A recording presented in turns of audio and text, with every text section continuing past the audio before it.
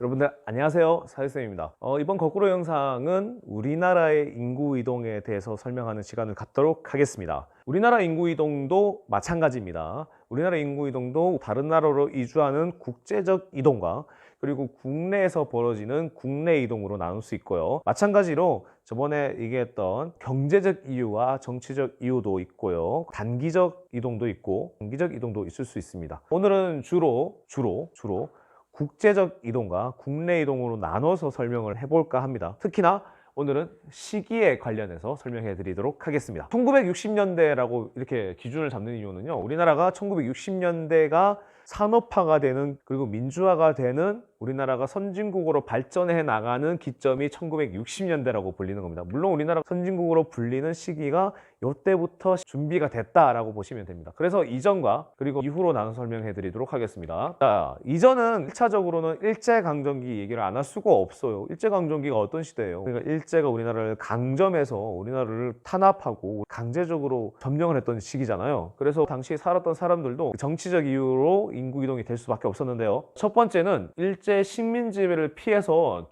중국의 만주나 구소련의 연해주 지역으로 이동하는 경우가 생겼습니다. 이것만 있는 것이 아니라 당시에 일본이 미국과 중국과 전쟁을 벌이기 위해서 우리나라에 많은 군수 물자를 생산해내야만 했습니다. 우리나라에서 물자를 생산하기가 쉬웠던 곳이 북부 지역입니다. 우리나라 한반도 북부 지역입니다. 북부 지역은 광산과 그리고 산업 도시가 육성될 수 있는 환경이 조성되어 있었기 때문에 쪽으로 공장들이나 산업시설이 많이 확충이 됐었어요. 물론 목적은 경제발전이 아니라 일제의 침략 전쟁을 위한 거긴 합니다. 그래서 남쪽에 있었던 농촌 인구들이 한반도 북부 지역, 특히나 함경도로 이동한 사람들도, 노동자로 이동한 사람들도 있었습니다. 자, 그리고 이제 해방을 맞았어요. 광복이 됐습니다. 1945년 8월 15일 대한독립 만세! 이렇게 해방이 됐습니다.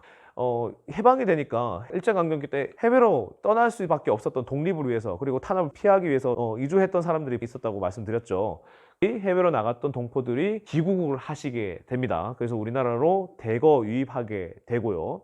물론 해외로 나갔던 많은 동포들이 모두 다 우리나라에 들어오신 건 아닙니다. 연해주로 가셨다가 소련의 스탈린이라고 독재자가 있어요. 공산주의 독재자가 있는데, 이 사람이 일제하고 전쟁을 벌일 때 우리나라 사람이 일본 사람들하고 비슷하게 생겨서 일본의 첩자가 될지도 모른다는 그런 이상한 논리를 펴서 연해주였다가 지금의 우즈베키스탄 같은 중앙아시아로 강제로 이주시키기도 했어요. 자, 그리고 일본이 강제적으로 노동을 시키기 위해서 사할린으로, 당시 사할린은 일본 북쪽에 있는 이제 지금 러시아 땅인데요, 그쪽으로 이주시킨 사람들도 있는 정도로 강제로 이주했던 그런 중앙아시아나 사할린에 계셨던 분들, 다른 또 기타 등등의 분들은 돌아오지 못하는 경우도 있으셨습니다.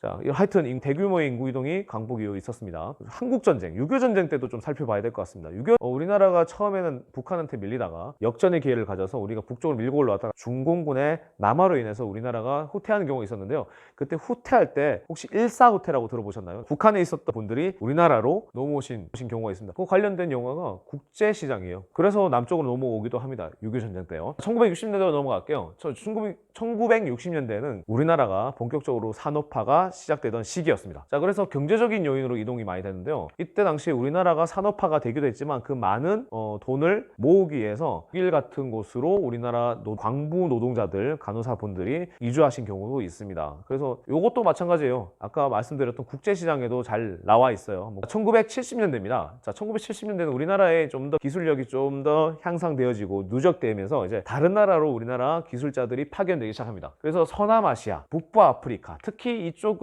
석유가 많이 나요. 자, 석유 많이 나기 때문에 석유 배관이라든지, 그리고 사막 지역이 많기 때문에 그 사막 지역에 농사를 짓기 위한 수로 배관을 공사하는 경우도 많았고요. 그래서 서남아시아, 북부아프리카 등으로 이동하는 경우도 꽤 있었습니다. 자, 1980년대입니다. 자, 1980년대에는 좀 더 우리나라가 산업화가 더욱더 진척되고, 그리고 기술력도 더욱더 진척이 되는 바람에 그리고 더욱더 많은 기술들을 우리나라에 수입해 오기 위해서 외국 유학, 고급 인력들이 해외로 취업하는 경우가 많이 생깁니다. 그리고 그리고 1980년대부터 이민이나 여행이 좀 자유스러워졌거든요. 자, 그래서 생활 환경이 좀 더 나은 곳으로 이민을 더 많이 가게 됐습니다. 특히나 캐나다, 그리고 유나이티드 스테이트 아메리카, 유럽. 자, 그리고 이제 최근입니다. 2000년대 지나서 이제 오히려 우리나라로 이동하는 외국인 수가 증가하게 됩니다. 역으로 받게 돼요. 우리나라로 건너온 노동자들이나 국제 결혼이 증가하기도 합니다. 우리나라 사람들이 많이 외국으로 나가서 결혼해서 오는 경우도 있고요. 오히려 우리나라 와서 결혼하신 분들도 있고요. 그래서 요즘에는 다문화 가정이 또 증가하고 있죠. 인구의 국내 이동에 대해서 좀 살펴보도록 하겠습니다. 아까는 국제 이동을 설명했잖아요. 이제 국내 이동입니다. 국내 이동은 일제강점기 때 아까 말씀드렸던 북부지방의 광공업 발달로 인한 일자리를 찾아서 한경도 지방으로 이주했다고 아까 설명드렸죠. 그 부분입니다. 그 다음에 6.25 전쟁 때도 아까 그 부분이었습니다. 국제 이동 때 국내 이동을 다 얘기했네요, 제가.